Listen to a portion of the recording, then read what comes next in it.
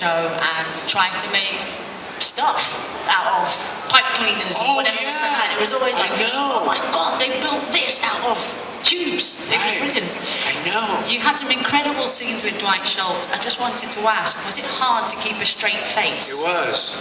It was. Or a normal conversation. I wish I tried to get him. We used to do a lot of shows together. He didn't like traveling anymore. I don't really either, but yeah, because he's an original guy. But he's a little bit like Robin Williams. I mean, you know, very, very high energy, and then he can be the other. He's, you know, but when we did the show, when we first met. Oh, how I met those guys is crazy.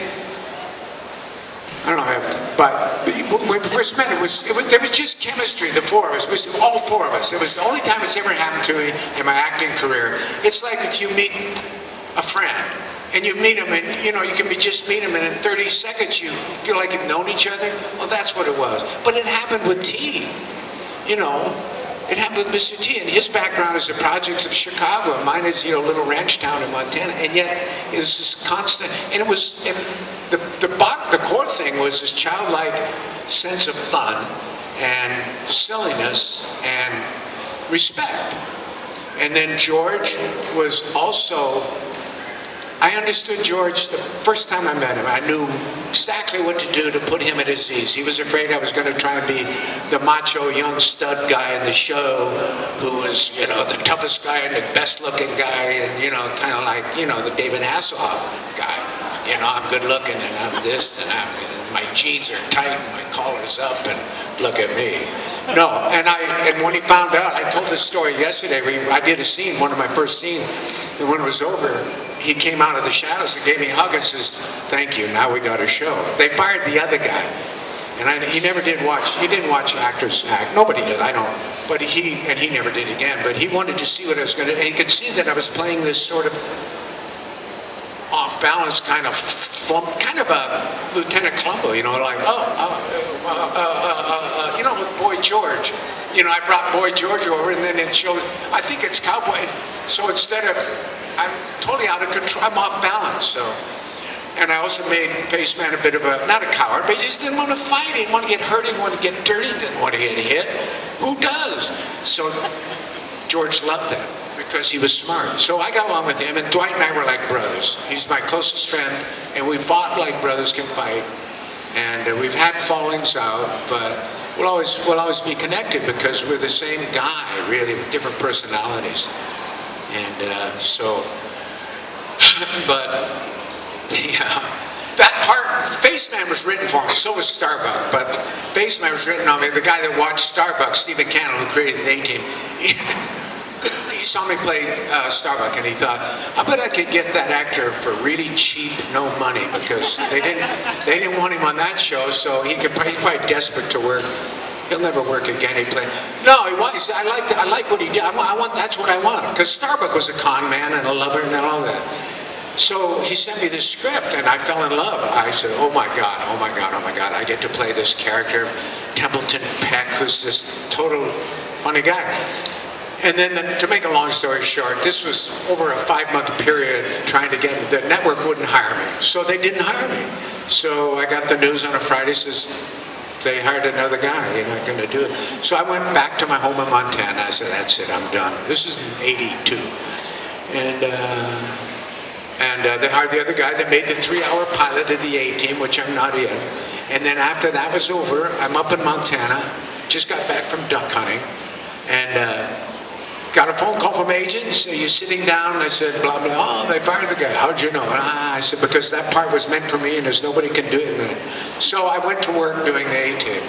But before I went to work, Steven says, okay, I want you to meet all the guys, you know, like George and Mr. T and Dwight, because they don't know me. I said, okay, fine.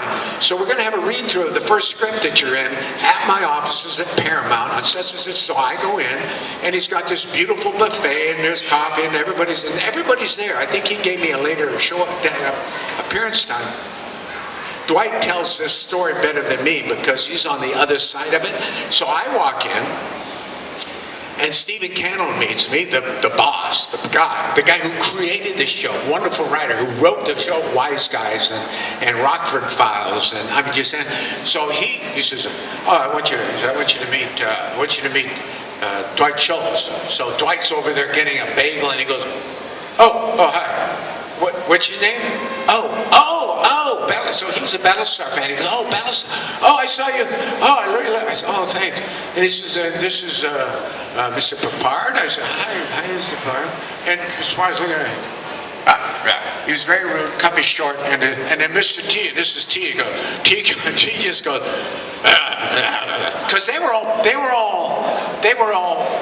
what they were. They were all these strong personalities, and they were there. They don't know why they've been called in. They don't want to be there. They've just finished, and they got to do a read through. But they're very.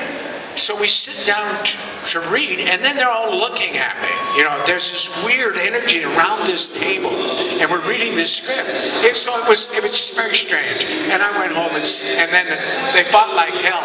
I mean, Stephen Cannell lost control of this reading. George is arguing. I'm not saying Mr. T's. I ain't saying that like. No, damn, I told you. I'm talking too much in this script. Stephen, I'm talking about. I'll talk about everything. I'll punch the guy. I'll say I'm a sucker, but I'm not gonna sell him. My character don't talk. And Dwight's going, well, and George is going, you know, when we do this show, and it was just chaos. But it was wonderful because they were. I went home, I called my agent, I said, I'll tell you what. I said, if we ever get that chemistry, that energy on screen, this show will be a hit. So I find out, 2 days in, Dwight tells me, he says, you know, Dirk, the reason we were all so weird with you, I said, yeah, well, why were you? He says, we didn't know why you were there. They never told us that they fired the other guy. So we didn't know, they're thinking, where's Tim? The guy's there. So when you sat down to read, we assumed you were filling in. You were just filling in for the other guy who couldn't be there. And he was all our friend. We all liked him. We liked him. In fact, we like him better than we like you right now. But no, they liked him. And then there's this guy reading, and that really pissed George off because, you know, you bring me in and then you're bringing in another. Oh, God. We laughed about that. Later. But anyway. I was so excited that show because we became the #1 show and everybody hated us. So when